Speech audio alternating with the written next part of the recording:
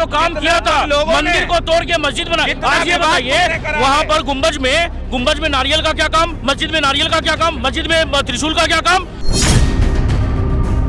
अल्लाह तेरो नाम सबको सदगति दे भगवान हमारे स्कूलों में भी चला, हमारे मंदिरों में भी चला, तो इसमें जय श्री राम से दिक्कत क्या? बताया गया लोगों को, मस्जिद में कैमरा लगा गया, एजेंडा चलाकर काम कराया गया है। एक लड़का अकेला पड़ गया तो सारे चढ़ जाएंगे। नमस्कार, आप देख रहे हैं भैया जी गजब और मैं हूं आपके साथ यशस्वी शर्मा। दरअसल एक मुद्दा है जो काफी समय से गरमाया हुआ है और उसके ऊपर काफी अब बवाल मच चुका है। वो मुद्दा है संभल का। दरअसल हिंदू पक्ष ने ये दावा किया था कि संभल जो है वहाँ हरिहर मंदिर जो मस्जिद है वो उसे दावा कर रहे कि वो हरिहर मंदिर है, और इसी दावे की वजह से कोर्ट ने ऑर्डर दिया कि जो प्रशासन है वो जाए और वहाँ का सर्वे करे। जब प्रशासन वहाँ गया, जब वहाँ सर्वे करा गया तो वहाँ पे दूसरे समुदाय के लोगों की तरफ से आगजनी करी गई और पत्थरबाजी करी गई। अब इसी मुद्दे की आज वहाँ पे मैं बता दूं कि 5 लोगों की मौत भी हो गई है और काफ़ी संख्या में लोग घायल भी हो गए हैं। तो इस मुद्दे पे बात करते हैं कि यहाँ की जनता क्या सोचती है कि जब ऑर्डर दिए जाते हैं, कानून जब बोला जाता है कि आप जाइए और वहाँ पे सर्वे करिए, और जब देश की जनता इस तरीके से पुलिस प्रशासन के साथ वहाँ पे इस तरीके से बर्ताव करती है तो काफ़ी बड़ा एक सवाल खड़ा हो जाता है कि प्रशासन सेफ है क्या? ऐसा वहाँ के लोगों का बर्ताव पुलिस की तरफ, प्रशासन की तरफ, जो लोग सर्वे करे गए, क्या वो ठीक है? जी, क्या नाम है आपका? ये बताइए, जिस तरीके से पत्थरबाजी करी गई, आगजनी करी गई, ये कहाँ तक सीमित है? और ओवैसी जी बोलते हैं कि उनके जो समूह के लोग हैं वो कानून की इज्जत करते हैं और कानून के ऊपर ही पत्थरबाजी, आगजनी करी जाती है, लोगों की मौत हो जाती है। किस तरीके का कानून है ये? देखिए, वो ऐसी क्या बोले, उससे हमको कोई मतलब नहीं है। वो एक बिजनेसमैन है, उसको कोई ना हिंदू से मतलब है ना मुसलमान से मतलब है। वहाँ जो भी हुआ वो जो है ना पत्थरबाजी हुआ, एक सुनियोजित तरीका से हुआ, पहले से प्लानिंग था। ये सब टोटी भैया का लोग हैं और जो है ना ये दंगाई कराना चाहते हैं, जो कि ठीक नहीं है। वहाँ लॉ एंड ऑर्डर्स बना के रखिए, हिंदू मुस्लिम सिख ईसाई सब मिलजुल करके रहिए। मैं यही कहना चाहता हूँ, एक अच्छा संदेश देना चाहता हूँ कि आप जो है देखिए, आतंकवादियों का, दंगाइयों का कोई जात नहीं होता है। कोई भी धर्म में जो है जाति में हो सकता है ये चीज़, है ना। तो उसको एक जाति से बांध करके देखना ठीक नहीं है। और ये जो हुआ, ये जो हमें बहुत दुख है, ऐसा नहीं होना चाहिए। और योगी बाबा जो है ना वहाँ जो दंगाई है उसको सोचना चाहिए कि आप बाबा की सरकार है, बाबा की सरकार है तो यानी योगी और मोदी जी का सरकार में 2 चीज़ होता है, जान और माल। हमारा जान भी सुरक्षित है, माल भी सुरक्षित है। जो दंगा करेगा उसको सही जगह पहुंचाने का काम बाबा की सरकार करेगी, एकदम एक बात की गारंटी है, एकदम लिख लीजिए। तो सवाल ये भी उठता है कि जिस तरीके से आपने बोला कि प्लान था ये करा कि इतने पत्थर कहाँ से इकट्ठे करे गए, पहले अगर हम ये बात करें तो विपक्ष कह रहा है कि अगर पत्थर भी इकट्ठे हुए हैं, अखिलेश कह रहा है, तो वो प्रशासन की गलती है। अरे प्रशासन की गलती कैसे? आज चलो मैं ऑटो में बैठा के 2 बोरी पत्थर अभी आपके घर पे छोड़ के आता हूँ, प्रशासन उसमें क्या कर लेगा? पत्थर ही लेके जा रहे हैं ना, कोई हथियार तो नहीं लेके जा रहे, और एक पत्थर से ही बवाल हो रहा है। वो कहते हैं आज के दौर में दोस्त ये मंजर क्यों हैं, जख्म हर सर पे, हर एक हाथ में पत्थर क्यों हैं, जब हकीकत है कि हर जर्रे में तू रहता है, फिर जमीन पर कहीं मंदिर तो कहीं मस्जिद क्यों है। ये जो कोर्ट का आदेश हुआ है, ये किसी पार्टी का, सरकार का, योगी का आदेश नहीं था। ये कोर्ट ने सर्वे कराने के लिए दूसरा सर्वे हो रहा था, पहला हो चुका है, अब दूसरा सर्वे होने के लिए कोर्ट ने आदेश दिया था। आप कोर्ट के आदेश को मानना नहीं चाहते हो, आप हिंदुस्तान में रहना चाहते हो, हिंदुस्तान का खाना चाहते हो, लेकिन हिंदुस्तान के कानून को नहीं मानना चाहते हो। चंद्रशेखर आजाद का ये भी एक बड़ा बयान आया है, उनका ऐसा कहना है कि जो योगी बाबा है वो डंके की बंदूक की चोट पे सरकार चला रहे हैं। चलाएंगे, मैं कह रहा हूँ योगी को बंदूक की पे चलाना ही चाहिए। ये यूपी की नियति थी। आज से 10 साल पहले यूपी को ऊँट प्रदेश कहा जाता था। ऊँट, हमारे पंजाबी में ऊँट को मतलब होता पागल, छलकना, मतलब उलझा हुआ। ऊँट प्रदेश यूपी को कहा जाता था। आज यूपी को उत्तम प्रदेश कहा जाता है, उत्तर प्रदेश नहीं। तो ये उत्तम प्रदेश योगी ने ही बनाया है। वहाँ पे सर इतना बड़ा फिर हादसा हो जाता है जब लोगों को प्रशासन का ही डर नहीं है, कोर्ट के ऑर्डर को उनका डर नहीं है। अगर हादसा हो जाता है, हम हमारे मुस्लिम भाइयों को वहाँ से निकाल तो नहीं सकते। इतने सालों से रह रहे हैं, देश की आज़ादी में भी उन्होंने योगदान दिया, तो हम उनको निकाल तो नहीं सकते। सोल्यूशन क्या है? सोल्यूशन ये जो चंद लोग, सोल्यूशन कुछ नहीं होगा इसका होता रहेगा। ये सॉल्यूशन इसका ये होगा कि इनको अभी जो पकड़े गए हैं, मैं बार बार कह रहा हूँ, मोदी सरकार की एक ही कमी है कि हमारे देश में कानून सख्त नहीं है। हमारे देश में सऊदी अरब का कानून बनना चाहिए कि चोरी करने पे भी हाथ कट जाते हैं। वहाँ लोग मस्जिद में नमाज पढ़ने भी जाते हैं, घर के ताले मार के नहीं जाते हैं। हाँ जी ये बताइए कि क्या कहना है संभल पे? पहले बहराइच में हुआ, अगर लोगों में डर होता, जब उनको पता था कि सर्वे करने के लिए लोग आ रहे हैं, पुलिस प्रशासन आ रहा है, उसके बावजूद भी वहाँ पे आगजनी और पत्थरबाजी करी गई। और सबसे बड़ी बात, जनता में डर नहीं है। मैं ये कहना चाहता हूँ कि मैं इसलिए जिंदा हूँ कि मैं बोल रहा हूँ। मैं इसलिए जिंदा हूँ कि मैं बोल रहा हूँ क्योंकि ये दुनिया किसी गूंगे की कहानी नहीं सुनती। देखिए, आपने जो संभल की बात करी ना, अभी वो महोदय चले गए, मैं उन्हें जवाब देता बहुत अच्छा। वो कह रहे हैं कि अपराधी जो होता है वो चाहे किसी भी धर्म से, वो अपराधी है, ठीक है, लेकिन आप ये बताइए अपराधी बनाता कौन है उन्हें? आज जो संभल की घटना है, किस तरीके से वहाँ एजेंडा चलाया गया? भैया, हमने तो आज तक नहीं देखा किसी घर में कोई सर्वे करने टीम आ रही है और उसके पीछे कोई ऐसे लोग आते हैं जो आपत्तिजनक भाषाओं में नारे लगाते हैं। तो भैया, कोई ये तो है नहीं कि सामने तुम्हारा फूल लेकर स्वागत करेगा। बताइए, ये भी उठ रहा है कि पुलिस प्रशासन जो है वो जय श्री नाम के नारे लगा रहे थे। मैडम, पुलिस प्रशासन नारे लगाए और जो उनके साथ में वो कुछ भी करे, लेकिन आप मुझे बताइए कि उत्तर प्रदेश की जो सरकार है, जो योगी आदित्यनाथ जी लगातार कहा करते थे कि उत्तर प्रदेश मुक्त हुआ अब अपराध से, तो भैया ये अपराधी कहाँ से जन्म ले रहे हैं? अब लगातार जिस माँ के 5 बेटे चले गए ना, आज वो मीडिया के आगे भी रो रही है, लेकिन उसका दर्द कोई सुनने वाला नहीं है। वो क्यों? क्योंकि वो एक ऐसे समाज से है जिसको लगातार विरोध झेलना पड़ रहा है। आप लगातार हर एक लगातार आप पीछे पड़े हुए हो भैया। तो भैया, जांचें कराते रहो। देखिए, मैं यही कहना चाहता हूँ, जिसका वक्त होता है ना, वो उस वक्त का सही इस्तेमाल करे, वरना आने वाली जो नस्ल होगी ना, वो इस चीज़ को झेलेगी। भाई, मुक्त करो ना। आप तो कहते थे हमारे राज्य में दंगा नहीं होता, अब ये कहाँ हो रहे हैं? बहराइच जला, अब संभल की घटना हो गई, लगातार 3 दिन से वहाँ पुलिस पड़ी है। बताइए आप जी। भाई, जिस तरीके से वहाँ सर्वे की टीम पहुँचती है और 1 घंटे के अंदर सारा काम हो जाता है, तो भैया हमने तो ऐसा कभी सर्वे नहीं देखा। और लोगों में भी तो डर नहीं है। क्यों नहीं सुनते आप? लोगों में क्या डर होगा? लोगों को डराना है क्या आपको? अगर बात उठेगी कानून की, अगर सजा दी जाए, ठीक है, तो लोगों में भय तो होगा कि हाँ, अगर हम कुछ गलत कर रहे हैं तो हमको सजा मिल सकती है। तो कहीं ना कहीं कानून लचीला नहीं है। इस देश के अंदर लगातार हमने किसान आंदोलन का भी प्रोटेस्ट देखा, हाँ। हमने और भी लगातार आरक्षणों के भी आंदोलन देखे। हमने कभी नहीं देखा कि इस तरीके से बर्बरता उनके साथ हुई हो। जिस तरह, यार एक बात बताइए, आदमी, चलो आप हमें रोजगार नहीं दे रहे, हम एक्सेप्ट करते हैं, आप हमें शिक्षा में पीछे रखो, हम एक्सेप्ट करते हैं, हम कमा खा लेंगे सड़क पर, हम कोई रोजगार अपना कर लेंगे 2 पैसे का, ठीक है, लेकिन आप जब किसी के धार्मिक स्थल को छेड़ोगे तो वो कैसे बर्दाश्त करेगा? और फिर आप विदाउट कानून के उससे कर रहे हो। भाई, कानून ने जो अधिकार दिया उसी के हिसाब से तो आप चलोगे, या आप संविधान के खिलाफ काम करोगे? बताओ। ये कहना था कि जो हिंदू पक्ष है उनका ये सवाल आया कि उन्होंने दावा करा इस चीज़ का कि जो मस्जिद है वो हरिहर मंदिर, मस्जिद जो है वो हरिहर मंदिर है, और इसके सर्वे के लिए पुलिस प्रशासन जाए और सर्वे करे। देखिए मैडम, मैं आपको बताऊं, आप मुझे एक चीज़ बताइए, अगर सर्वे वो टीम करने वहाँ पहुंची है, हाँ। मैं कह रहा हूँ उसमें कुछ भी हो, वो न्यायालय फैसला करेगा, लेकिन जो उसके पीछे की जो कहानी है पूरी, वो किसने रची है? वो कौन लोग थे? उनके ऊपर कब FIR दर्ज होगी?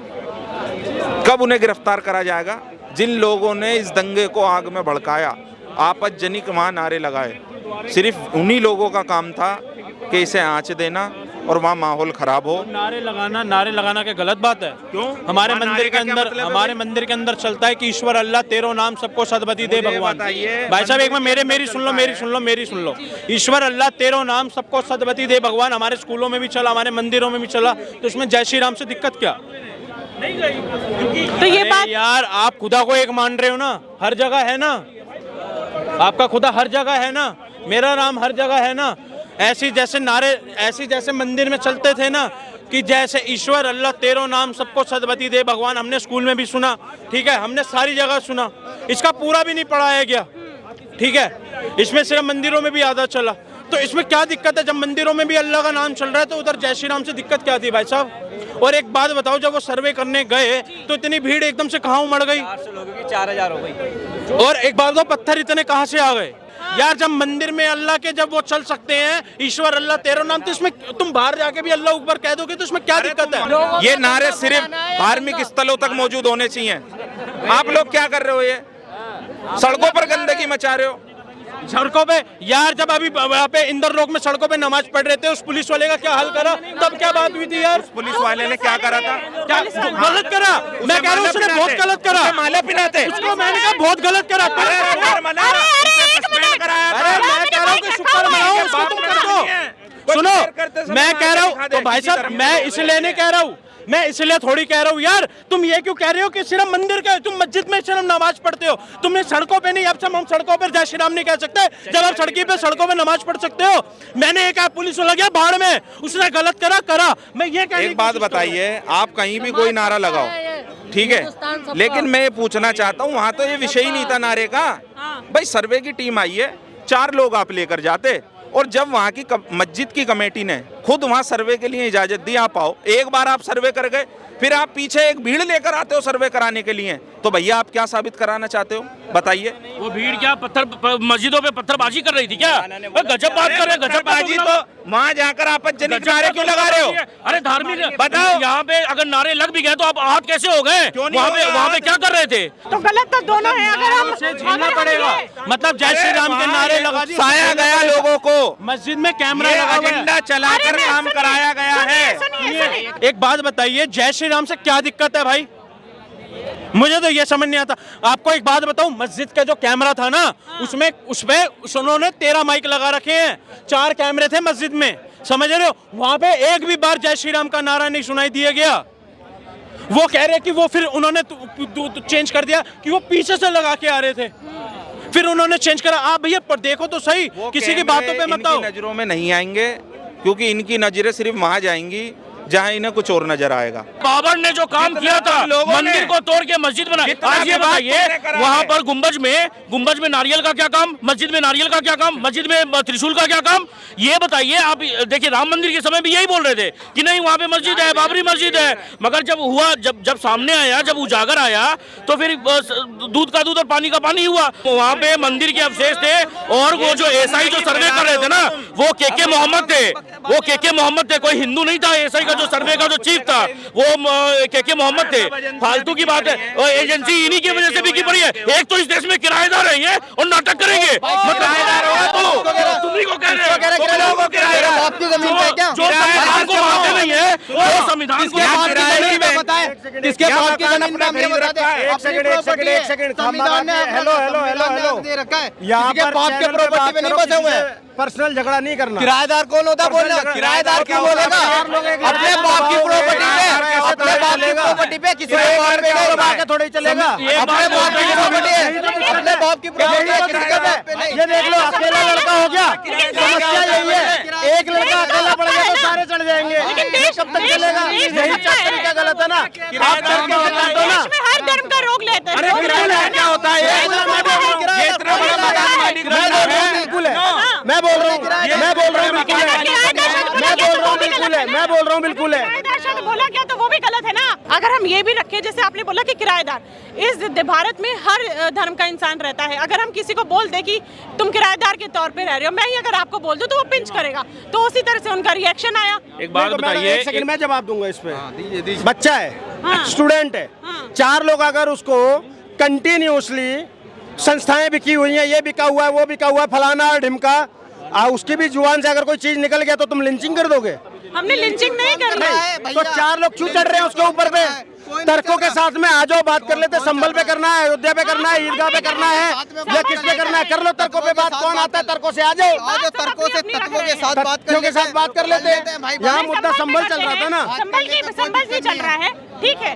थोड़ा सा आराम से बात करें तो सबके बात समझ में आएगी, ठीक है। अगर एक पे चढ़ के एक करेगा तो नहीं आएगा, ठीक इसीलिए है। तो मुझे आना पड़ा ना, 4 लोग एक बच्चे पे चढ़ रहे थे। बच्चे में चढ़ रहा है। अरे बच्चा लोग एक बच्चे पे चढ़ रहा है, बच्चा गलत बोल क्यों बच्चा यहाँ पे माइक पे तुम 4 चढ़ोगे, किसी की जुबान से गुस्से में निकल सकता है, बाबर के लिए किसी की जुबान से निकल सकता है, किसी की जुबान से निकल सकता है। दूध पीता बच्चा नहीं, 18 प्लस तो है। ऐसा कोई है मुंह मेरी से ना बात फ्लो में नहीं तुम निकला है। किसी के शब्द मत पकड़ो। एक वर्ड 4 बार निकल किसी के चुका शब्द मत है। पकड़ो। फ्लो में सिर्फ एक बार निकलता है। आप किसी के समझिए शब्द मत बात, पकड़ो। किसके मैं शब्द बोलता नहीं हूँ, पकड़े, मैं क्यों नहीं खड़ा हूँ, पकड़ो? तथ्यों पे बात कर चलिए रहा संभल पे हूँ। आते हैं, किसको चलिए नहीं, सुनिए तथ्यों पे सुनिए, बात- संभल पे आते हैं, ठीक है। ये सब छोड़िए, आप संभल पे आते हैं। सब पढ़े लिखे यहाँ पे लोग खड़े हैं, ये यहाँ नहीं चलना चाहिए।